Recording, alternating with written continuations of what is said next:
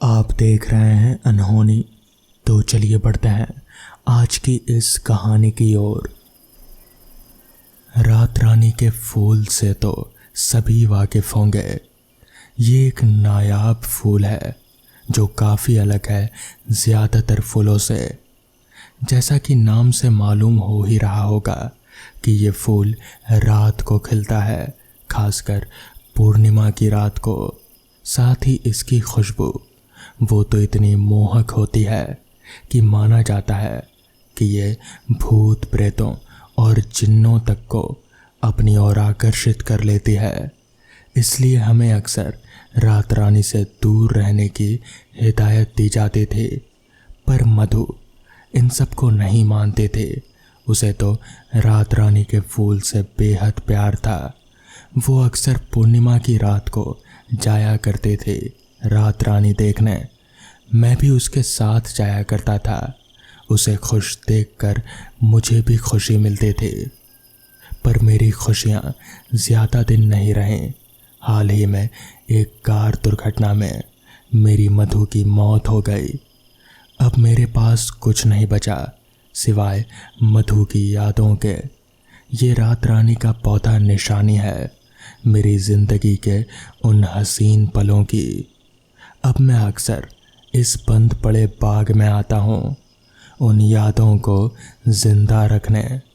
पर सच्चाई ये है कि मैं यहाँ आता हूँ इस आस में कि मधु की रूह से मेरी मुलाकात हो जाए।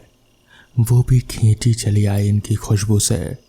मधु को दोबारा देख पाने के विचार में मैं डूबा हुआ ही था कि अचानक एक चमक कहीं से आई और ज़ोरदार गर्जना हुई, जिसकी ताकत इतनी थी कि मैं अपनी जगह से कुछ मीटर दूर जाकर गिर गया। मैं हैरान था कि अचानक ये सब क्या हो रहा है। इससे पहले मैं कुछ समझ पाता तभी मैंने जो देखा उसने मुझे हैरान कर दिया। मेरे सामने एक आदमी खड़ा था जो कि पठान था शायद, पर वो आदमी कोई साधारण आदमी नहीं लग रहा था। उसका कद करीब 8 फीट तक था शायद। उसकी चमड़ी पर कई दरारें थी जिनमें से रोशनी और धुआं निकल रहा था, मानो उसके शरीर में आग हो। वो आदमी बिल्कुल एक कसाई की तरह बेरहम दिख रहा था। वो अपनी लाल लाल और सुरमे वाली आंखों से मुझे गुस्से से घूरे जा रहा था। तभी वो गरज कर बोला, है आदमजात, तुझे पता नहीं ये समय हम जिन्नों का है। हम इसी समय किसी इंसान को इस इलाके में नहीं सहन करेंगे। तेरी रूह, तू तो एक नेक दिल इंसान लग रहा है, इसलिए तुझे इस बार जाने देता हूँ।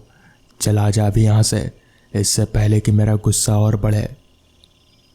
उस जिन्न को देखकर ऐसा लग रहा था मानो मेरे सामने खुद यमराज खड़े थे। उसकी उन डरावनी आंखों का खौफ ऐसा कि मैं अपनी जगह से हिल भी नहीं पा रहा था। मैंने अपनी घड़ी पर नज़र डाली तो देखा करीब 2 बज रहे थे। मैंने ये सुन रखा था कि 2 बजे के बाद रूहें बाहर आ जाती हैं। इससे पहले मैं और मधु कभी इतनी देर रात तक यहाँ नहीं रुके थे। शायद इसलिए हमारा सामना इन रूहों से कभी नहीं हुआ। मेरा मन तो यही कर रहा था कि यहाँ से भाग जाऊं, पर फिर मेरे मन में आया कि मैं नहीं जाऊंगा। पहले तो बस एक आस थी मेरे मन में कि शायद मुझे मधु मिल जाए, पर फिर मुझे पूरा भरोसा हो गया इस बात पर। अब जब मैंने अपनी आँखों से एक जिन्न को देख लिया है तो मुझे यकीन हो गया कि मेरी मधु वो भी शायद यहाँ ज़रूर आएगी।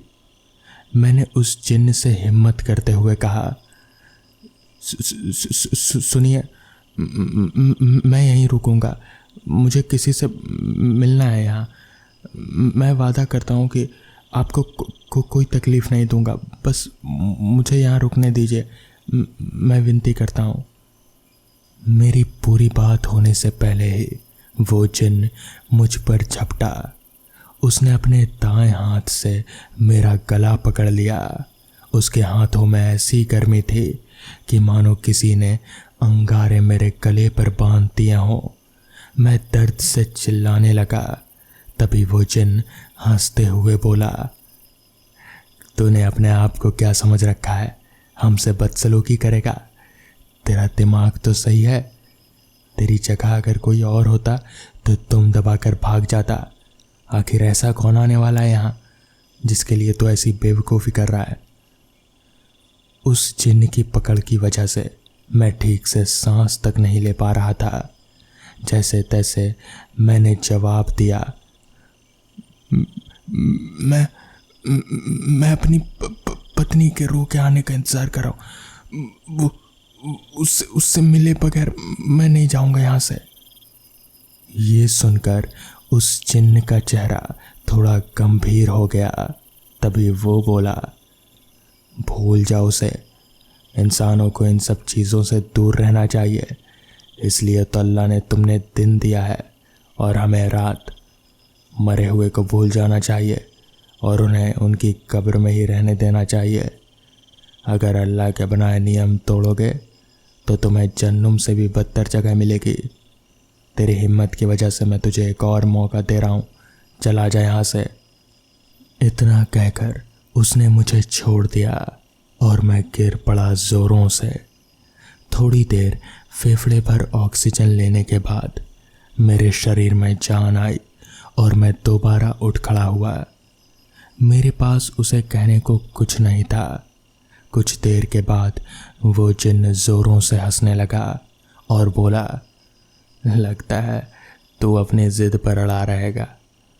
देख, मुझे इस जगह किसी इंसान का कत्ल करके नापाक नहीं करना, इसलिए मैं तेरी इच्छा पूरी कर रहा हूँ, लेकिन वादा कर कि इसके बाद तू यहाँ से चला जाएगा। मैंने अपना सिर हाँ में हिलाते हुए उसे इशारा किया। इसके कुछ पलों बाद ही वहाँ एक वाहन के मोटर की आवाज़ आई। फिर वहाँ एक वाहन आ गई जो थोड़ी बहुत बुरी अवस्था में थी। वो वाहन मधु के वहाँ से मिलती जुलती थी और फिर उस वाहन से मेरी मधु निकली। उसे देखकर मेरी आंखों से आंसू छलक आए।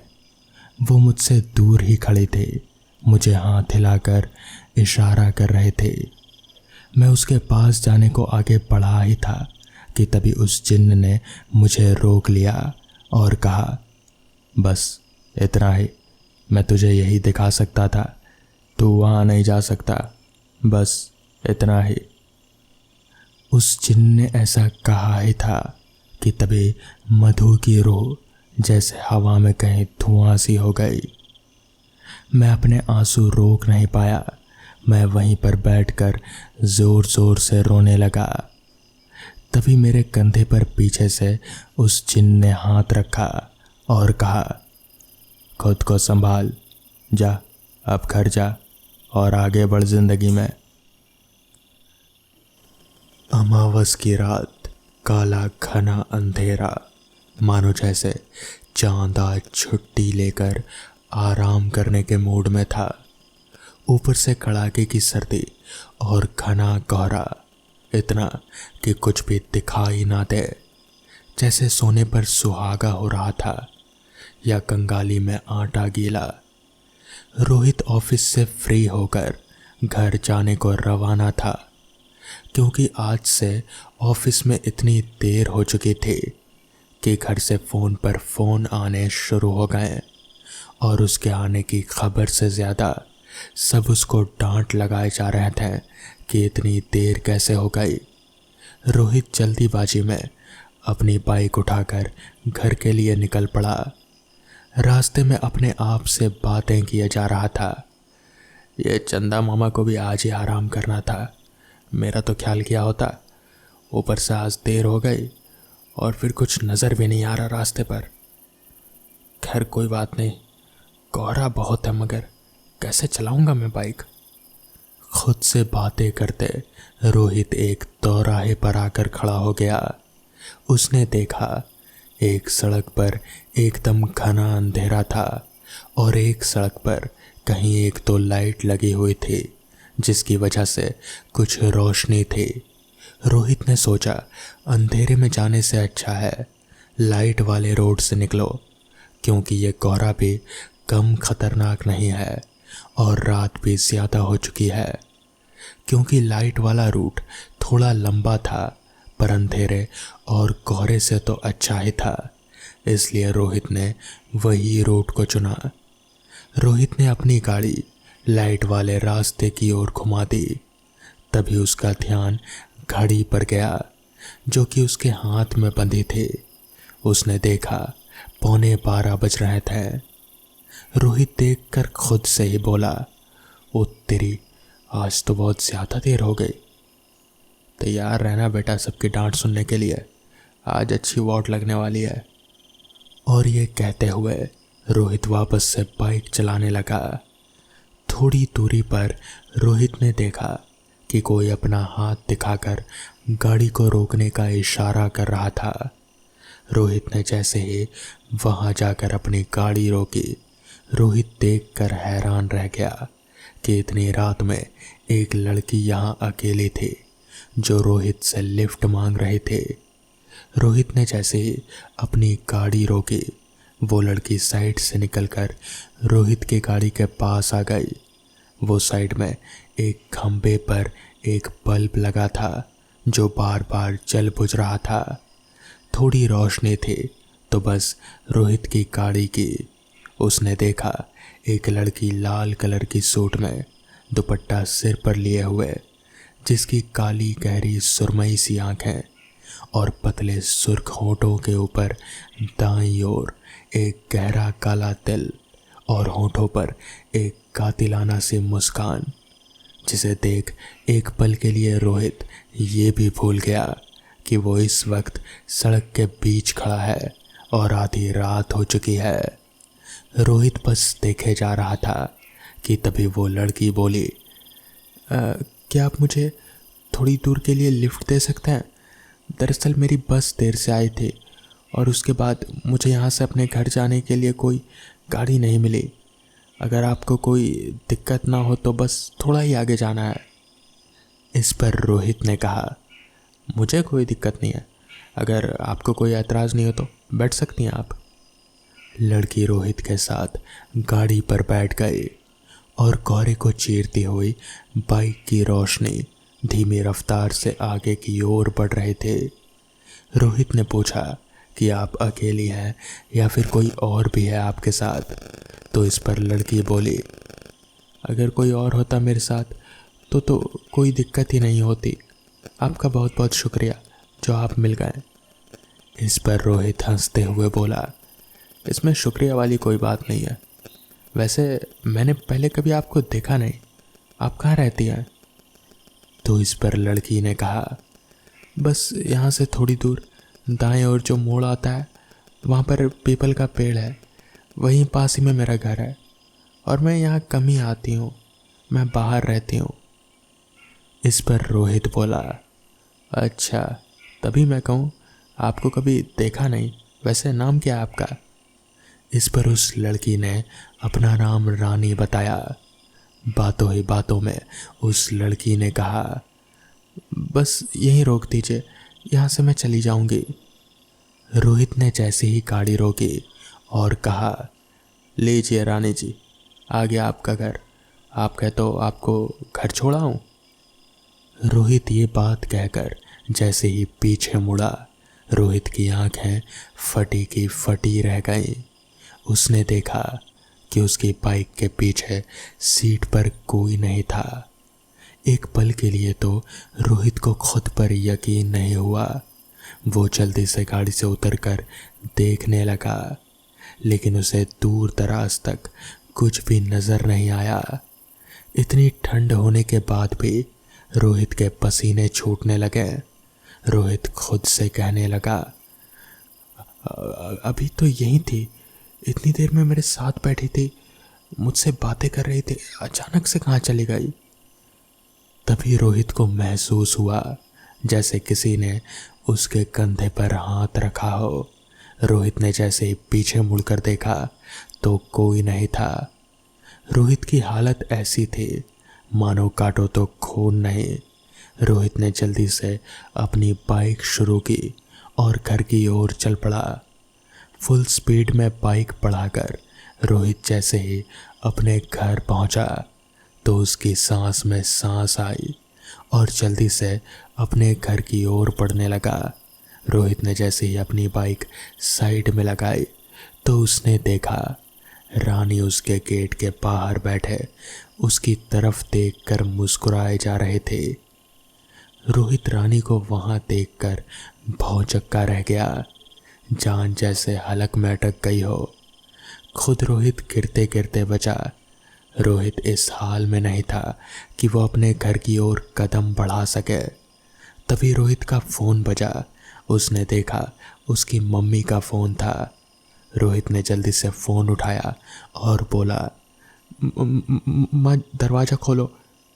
फ़ोन कटते ही रोहित की माँ ने दरवाज़ा खोला तो रोहित ने देखा कि वहाँ अब रानी थी ही नहीं। रोहित पागलों सा इधर उधर देखने लगा। रोहित की माँ रोहित को इस हाल में देखकर परेशान हो गई और बोली, क्या क्या वो बेटा, तुझे इतने पसीने क्यों आ रहे हैं इतनी ठंड में? तू ठीक तो है ना? रोहित की आवाज़ तो जैसे बाहर आना ही नहीं चाहते थे। उसकी आवाज़ उसके गले में ही अटक गई। रोहित को इस हालत में देख उसकी मम्मी जल्दी से उसे अंदर ले गई और उसे सोफे पर बैठाकर पानी लेने रसोई में चली गई। तभी रोहित ने महसूस किया कि कोई उसके पास आकर बैठा है। उसे लगा शायद उसकी मम्मी है। जैसे ही रोहित ने अपना चेहरा घुमाकर देखा तो रानी उसके पास बैठकर मुस्कुराए जा रहे थे। रानी को अपने पास देख रोहित एकदम चीख पड़ा। तभी किसी ने पीछे से उसके कंधे पर हाथ रखा। रोहित फिर से चीखते हुए पीछे की ओर देखता है तो उसने देखा पीछे उसके पापा खड़े थे। अपने पापा को देखते ही रोहित ने चैन की सांस ली और बोला, क्या पापा, आपने तो डरा दिया मुझे। रोहित को इस तरह चीखते देख उसके पापा बोले, क्या हो बेटा, तू इस तरह से चीख क्यों रहा है और तेरे गर्दन पर ये निशान कैसा है? रोहित के चीखने की आवाज़ सुनते ही इतने में रोहित की मम्मी पानी लेकर आ गई। उन्होंने रोहित को पानी देते हुए कहा, क्या हुआ और तू अभी चीख क्यों रहा था? तभी रोहित के पापा बोले, पता नहीं क्यों चीख रहा है और इसके गर्दन पर यह निशान कैसा है, ये देखो तो। रोहित की मम्मी ने आकर देखा तो वो निशान देखते ही एकदम से चौंक पड़ी और बोली, रोहित, ये निशान कैसा है बेटा? लगता है जैसे किसी ने काटा है तुझे। और ये देख कितने गहरे निशान पड़े हैं, एकदम लाल। रोहित की मम्मी ने उसे वो निशान आईने के जरिए दिखाया तो रोहित भी देखकर हैरान रह गया। उसके गर्दन पर बिल्कुल 2 दांतों के निशान थे। ऐसा लग रहा था कि जैसे किसी सांप ने काटा हो, मगर निशान उससे भी ज़्यादा बड़े थे। रोहित को कुछ समझ में नहीं आ रहा था, मगर वो इतना तो समझ ही गया था कि इसका लेना देना ज़रूर उस लड़की रानी से है। जिसके बाद रोहित ने पूरी घटना अपने मम्मी पापा को बताई। उसके पिताजी ये सब सुनते ही समझ गए कि ज़रूर कोई भूत प्रेत का मामला है। वो तुरंत ही रोहित को अपने जाने पहचाने एक पंडित जी के पास ले गए। वो पंडित जी बड़े ही सिद्ध पंडित थे। उन्होंने निशान देखते ही कहा, इसे एक पिशाचनी ने काटा है। मेरे ख्याल से वो पिशाचनी अब इसे दिखने लगी होगी। अगर उस पिशाचनी ने इसे 3 बार काट लिया, यानी कि उसने अपने दांत 3 बार इसकी गर्दन पर गड़ा दिए, तो फिर ये उसके वश में हो जाएगा और फिर वहाँ से इसे वापस खींच लाना बहुत मुश्किल होगा। इसलिए पहले मुझे पूरी घटना बताओ। जिसके बाद रोहित ने पूरी घटना पंडित जी को बता दी। पूरी घटना सुनते ही पंडित जी ने वहाँ जो जख्म था रोहित के गर्दन पर, उस पर कुछ मला जिसके बाद रोहित के दोनों हाथों में दो दो ताबीज बांध दिए और फिर रोहित को सख्त हिदायत दी कि उस रास्ते से रात में तो क्या दिन में भी कभी मत आना। उस दिन के बाद से रोहित ने कभी भी वो रास्ता नहीं लिया और फिर रोहित को वो लड़की रानी वो भी कभी नहीं दिखी। तो दोस्तों, ये थी आज की पहली कहानी। तो चलिए बढ़ते हैं आज की दूसरी कहानी की ओर।